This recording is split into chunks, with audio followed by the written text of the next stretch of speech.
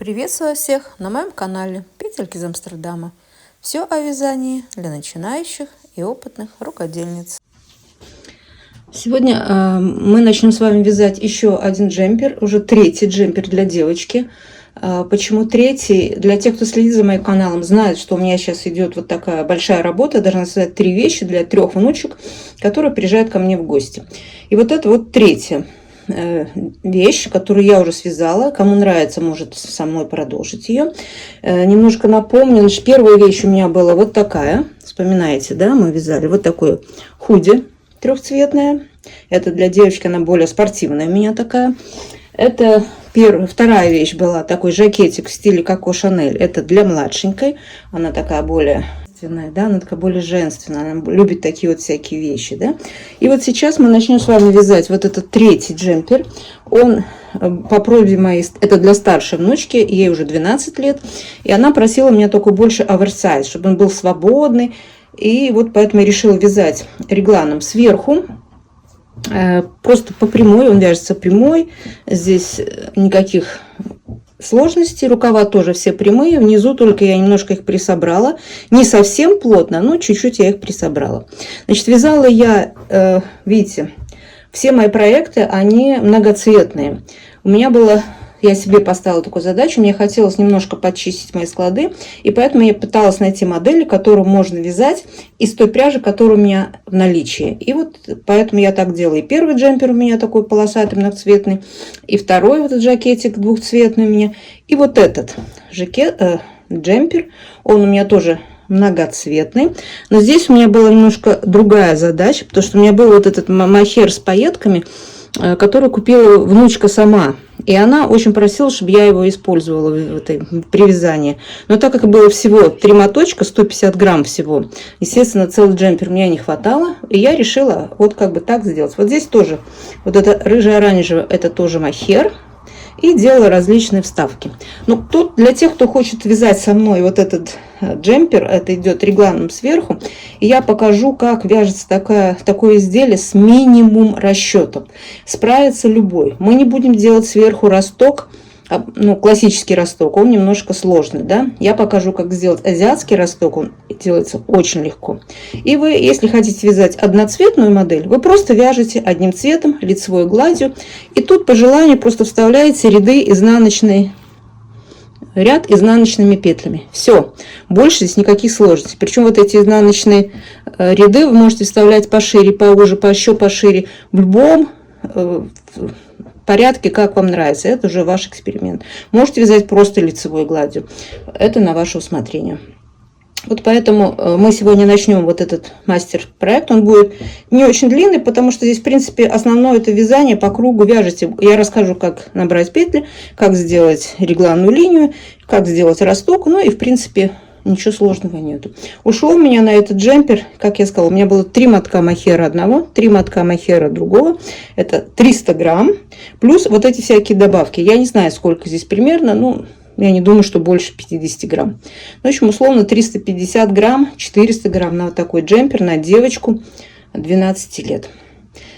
Вот все, что я хотела вам сказать. Поэтому, кому интересно, пожалуйста, мы переходим туда к мастер-классу. Сегодня я хочу вам показать на примере моей новой работы, как можно без лишних расчетов, то есть с минимальным количеством расчетов, связать себе джемпер, вот такой джемпер по кругу регланом сверху. Значит, здесь минимум расчетов, и поэтому я думаю, что будет несложно для начинающих. Я вам сейчас все расскажу. Вот я уже начала вязать этот джемпер. Этот джемпер я вяжу для девочки, но я повторяюсь, вы можете вставить свой размер и вязать это все на любой размер. Значит, я предлагаю вам, может, вязать просто однотонный, какую-нибудь пряжу однотонную взять. Хорошо, вот мохер, красиво на таком однотонном свитере лицевой гладью будет смотреться мохер. Возьмите мохер и просто лицевой гладью, самой обыкновенной лицевой гладью будем вязать вот такой джемпер. Я вяжу, немножко делаю вот как бы украшения, но это мои задумки. Почему? Я использую эту пряжу, вот такой вот у меня мохер с добавлением, с пайетками. Почему я взяла именно этот потому что была просьба именно моей внучки, чтобы я использовала вот эту пряжу. Она сама ее себе купила, но купила только 3 моточка. И поэтому мне приходится немножко комбинировать. Я попробую что-то и 3 моточка использую и что-то еще придумаю. Но те, кто, если вы хотите вязать в такой базовый джемпер, связать регланно сверху, вы просто возьмите однотонную какую-нибудь пряжу, и я вам расскажу, как легко это все рассчитать. Итак, значит, первый размер, который нам необходим, значит, вы померьте окружность головы. Окружность головы. Отнимите 10% и рассчитайте вот это количество сантиметров. У меня это 46 сантиметров. Это почему надо отнимать 10%? Это вот минимально, чтобы голова у вас прошла, вот если вы, это меньше, чем объем головы, но из расчета, что будет здесь растягиваться, да, голова войдет в джемпер. Значит, вот это первый размер, вы высчитаете, какой вам надо начинать, с каких сантиметров вам надо начинать. Второе. Окружность груди. Вы берете размер груди. Вот у меня 76 сантиметров. Еще раз повторяю, это на девочку 12 лет. 76 сантиметров. И прибавляете к нему как минимум 20% на свободу облегания, чтобы джемпер был свободный. И высчитывайте второе свое число. Третий размер, который вам необходим, это длина регланной линии. Значит, я вам сейчас покажу такую табличку. Вот вы можете ее себе скопировать и посмотреть, да? Здесь вот размеры женщин по 36 по 60 и 44 по 68. Значит, это длина регланной линии в сантиметрах или вот на детей. И вот у меня, как бы, я беру предпоследний размер, это 22 сантиметра. Это вот на 1,46 м на девочку. И берете вот этот третий размер, который вам будет необходим. Вот у меня 22 сантиметра. Все. Дальше что вы делаете? Вы вяжете образец свой на спицах, который вы будете вязать. Вы берете свою пряжу, смотрите, какой там рекомендуемый размер спиц. Берете эти спицы и вяжете просто лицевой гладью образец, там, условно, 10 на 10 сантиметров, чтобы вы могли рассчитать свою плотность вязания. Итак, плотность вязания. Это вам то, что еще необходимо. Плотность вязания. У меня это в 1 сантиметре 2 петли. Так, и что вы делаете дальше?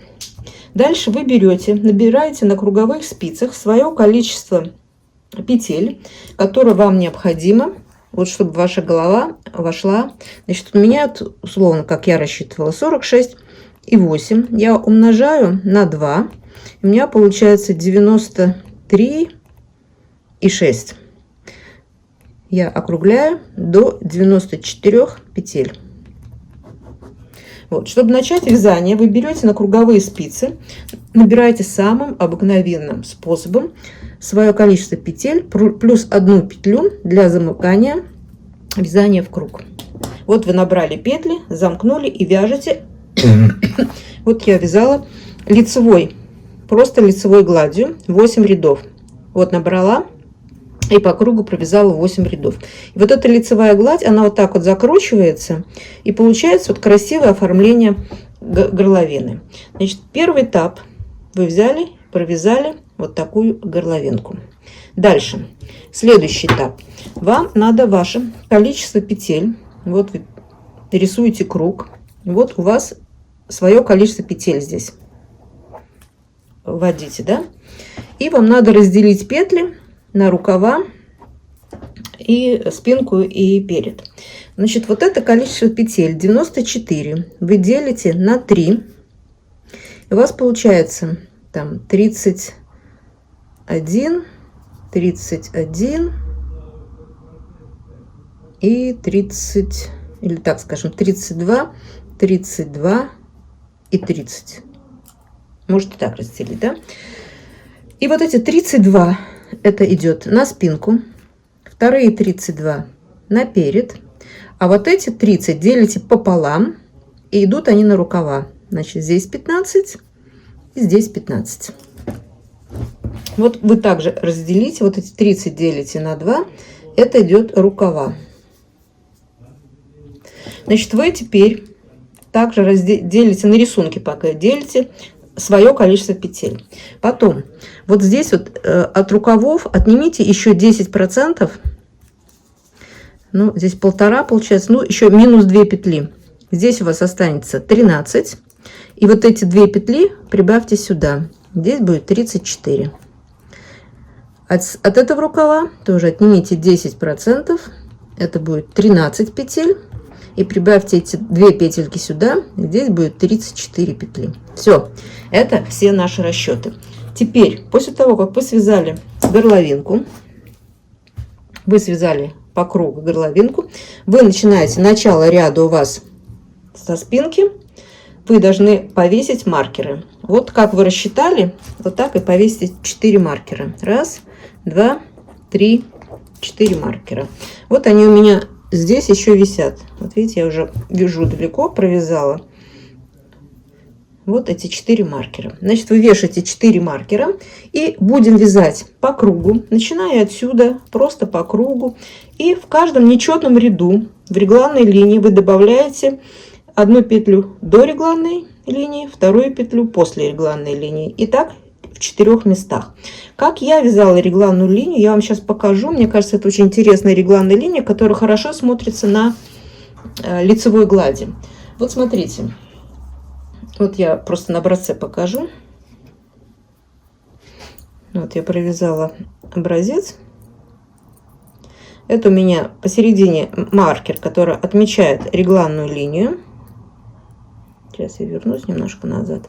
И вот смотрите, первый ряд нечетный. Вы подходите к регланной линии.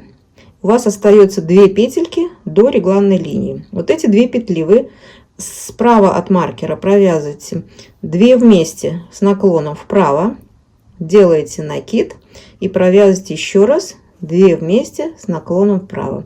И у вас получается из 2 петель вы сделали 3, то есть 1 петельку вы добавили. Переносите маркер, и с этой стороны вы должны поменять у первых 2 петель, поменяете стеночку. Я вяжу классикой, повторяю, да? И потом опять вводите спицу и провязываете из 2 петель 1, наклон, то есть накид, и вводите опять спицу туда же и еще 1 петельку вытаскиваете. И у вас получается из 2 петель 3. Значит, вы добавили еще 1 петлю. И потом довязываете этот нечетный ряд лицевой гладью до конца.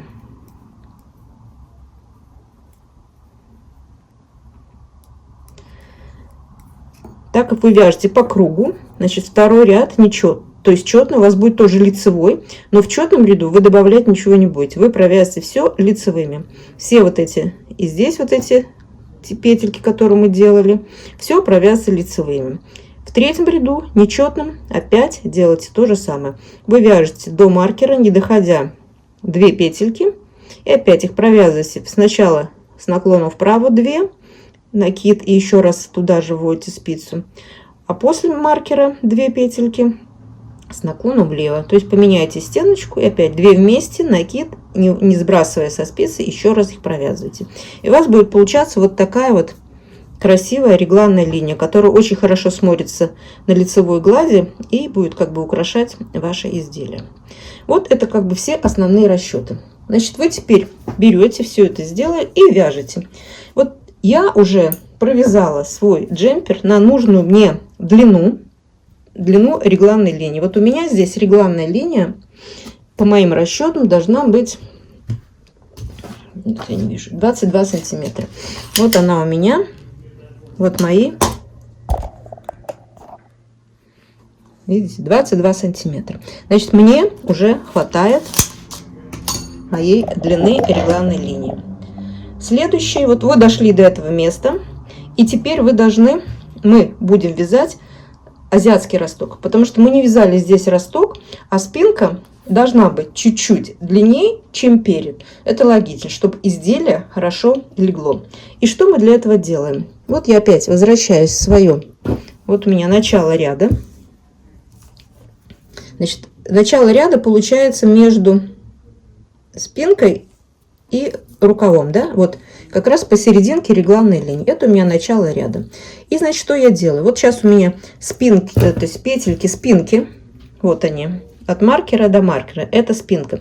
Я провяжу, значит, примерно 1,5 сантиметра.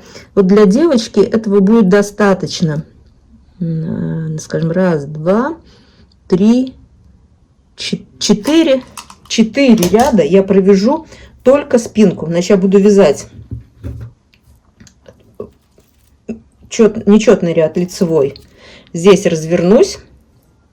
Из последней петельки сделаю кромочную, развернусь и второй ряд назад. Опять развернусь, третий ряд, развернусь и четвертый ряд. И я провяжу 4 ряда просто лицевой гладью по спинке дополнительно. Если размер побольше, то вы можете провязать 6 рядов. Если совсем большой, можешь провязать 8 рядов. Ну, неважно. Короче, вот этот дополнительные 4, 6, 8 рядов по спинке мы будем вязать только спинку. Вот сейчас я провяжу вот эти 4 ряда, и мы опять с вами встретимся. Ну вот смотрите, после того, как я провязала 4 ряда по спинке, вот видно, что спинка чуть-чуть, ну она не намного, вот как раз 1,5 сантиметра, она у меня длиннее вот сейчас, чем рукав. Если мы сейчас сложим вместе вот мое вязание, вот я приложу теперь, у меня спинка стала подлиннее, приложу, вот чтобы ровненько было перед и спинку, и мы видим, что по спинке горловина, вот видите, она стала длиннее. Это для лучшей посадки нашего изделия. Теперь дальше, что мы должны дальше делать, да? Значит, теперь вы должны посчитать количество петель, что у вас получилось по спинке, по рукаву. Должно быть одинаково на 2 рукавах и по переду. Спинка с передом тоже должно быть одинаково. Значит, и запишите это количество петель. У меня получается вот таким образом. По спинке, по переду у меня 86 петель, на рукавах у меня 64 петли. И теперь 86 вы делите на свою плотность вязания и посмотрите, сколько это сантиметров. У меня это получается 43 сантиметра по спинке, 43 сантиметра по переду и по рукавам. 64 сантиметра это 64 петли, это 32 сантиметра. И теперь смотрим. Значит, я рассчитывала, что у меня окружность груди плюс 20% где-то должно быть 91, ну пусть 92 сантиметра. У меня сейчас получилось, значит, 43 и плюс 43, 86 сантиметров. Значит, где-то еще... Вы, в общем, посчитайте, какое количество петель вам еще не хватало, но надо бы добавить. И у меня получилось, что мне надо добавить 4 петли по спинке и 4 петли по переду. Всего 8 петель надо будет добавить. По рукавам 32 сантиметра. В принципе, это нормально. Но если добавится 4 сантиметра, это мы будем добавлять в подрезах. Значит, здесь, то есть 4 петли. Если здесь добавится еще 2 сантиметра, и плюс мы на рукавах, нам надо будет добавлять вот здесь вот петли, где разница, да, между спинкой и передом. Вот здесь вот по этим кромочным мы еще добавим в каждую кромочную еще 2 петли. Значит, по рукавам у нас добавится еще по 2 петли с одной и с другой стороны. Это будет у нас 36 сантиметров. То есть тут 1 сантиметр и 1 сантиметр. Это будет 34 сантиметра. Это нормально. Если рукав примерно 29-30 сантиметров на мой размер, то это будет нормально. Значит, вы тоже так посчитайте, какое количество петель вам надо добавить в подрезах. Что такое подрезы? Подрезы – это когда мы будем соединять петли спинки с петлями переда, и между этими двумя частями мы добавим вот эти необходимые, я посчитала, что мне по 4 петли. 4 петли с одной стороны и 4 петли с другой стороны. И как мы это делаем? Значит, сейчас мы начинаем вязать нашу спинку до петель рукава. Вот у меня маркер. Я сейчас должна провязать мою спинку. Сейчас я это сделаю, и дальше мы с вами встретимся. Вот я провязала петли моей спинки, подошла к петлям рукава. Вот от маркера до маркера это петли рукава. И вот эти теперь петли рукава нам надо переснять или на нитку, то есть иголку с ниткой, или на дополнительные спицы, что у вас есть под рукой. Вот у меня есть такие вот дополнительные спицы со стопором. Я сейчас их перенесу. Вот маркер можно убрать. И вот все петли рукава надо перенести на дополнительную спицу.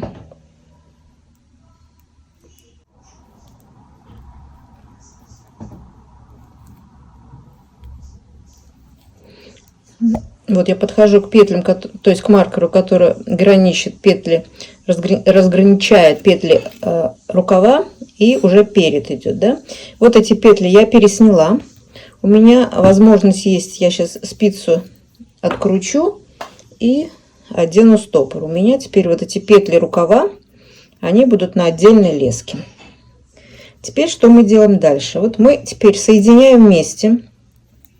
Вот у меня петли спинки и теперь петли переда. Рукав у нас пока остался отдельно.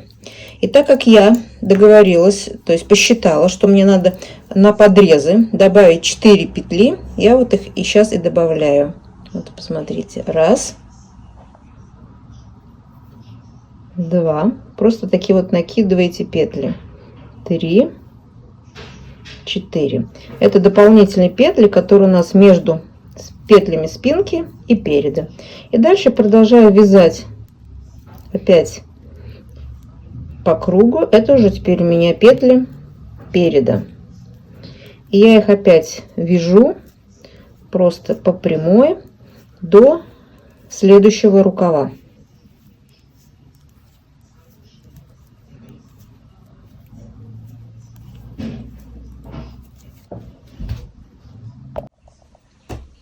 Ну вот смотрите, что у меня получается, да. Вот я начала уже вязать тело свитером, и вот чуть-чуть уже провязала такую полосу.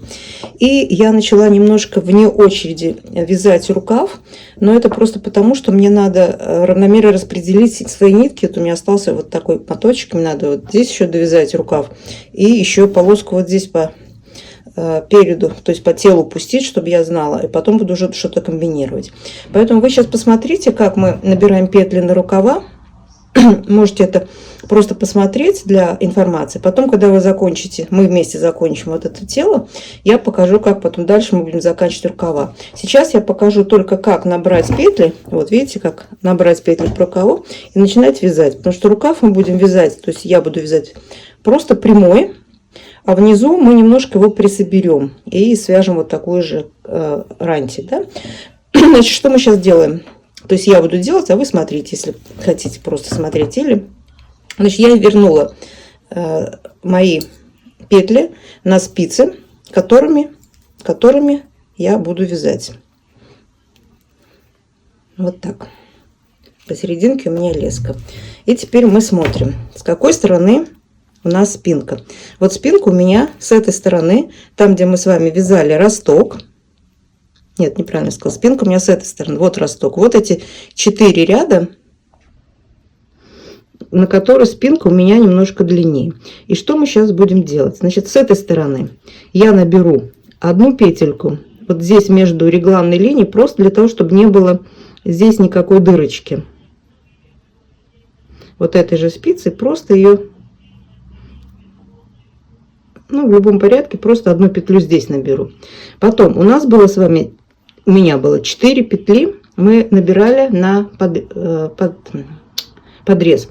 Поэтому здесь я с этой стороны беру 2 петли. Тоже так вот произвольно, просто подберите вот какие-то вот эти. 1,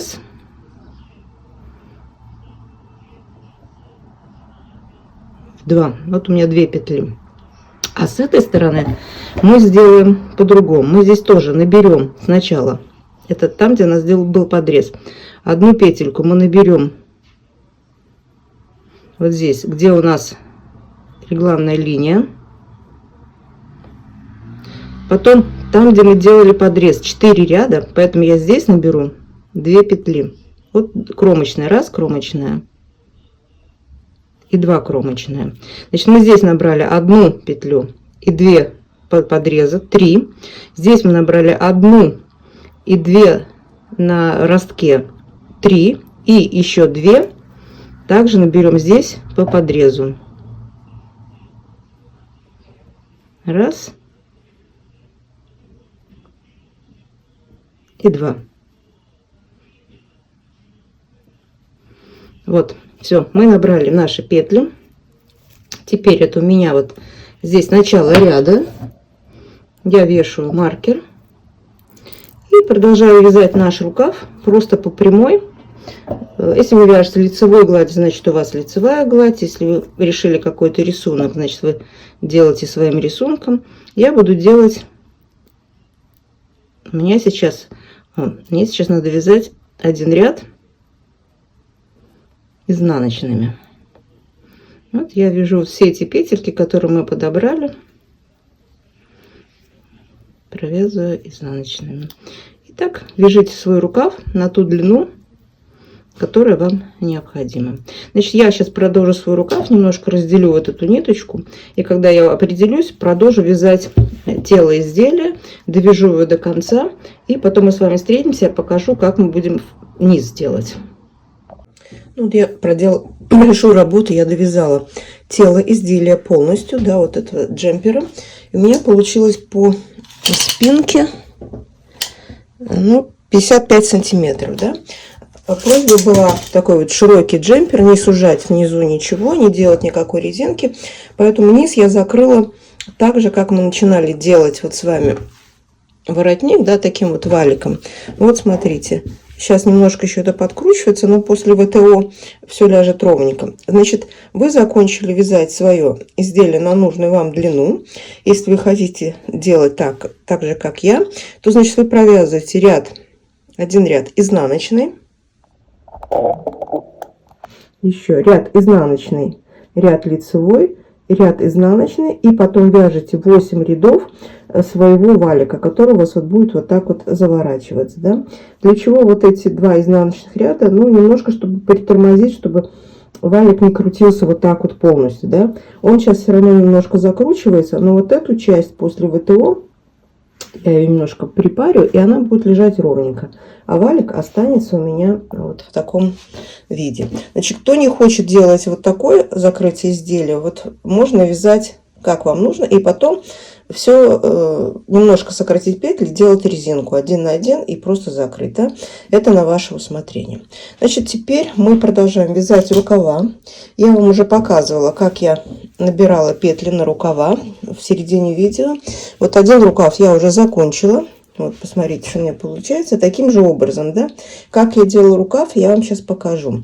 Потому что рукав я немножко сужала. Значит, на рукаве то же самое. Если вы не хотите вот так, вы рассчитайте количество петель для резинки и сократите нужное количество петель и вяжите резиночку.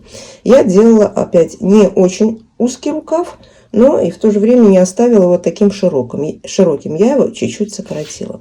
И вот как мы это будем делать. Вот я подошла, второй рукав, да, я подошла к тому месту, когда мне надо,